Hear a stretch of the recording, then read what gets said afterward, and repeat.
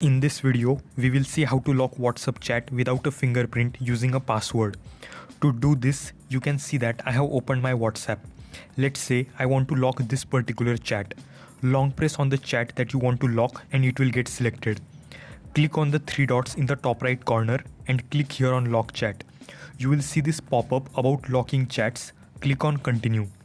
You will be told to draw your lock screen pattern if you have one.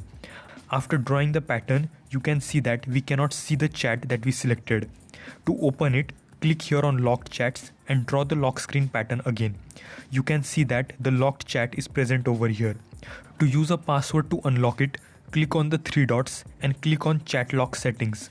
The secret code is set to off. Tap on it and you will be asked to enter the password. Enter any code that you like and click next. Enter the same code again and click done.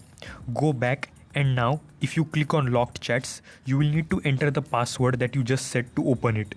So, this was how you can lock WhatsApp chat without fingerprint using a password. If you want to know how to build a website using AI, then you can check this video right here.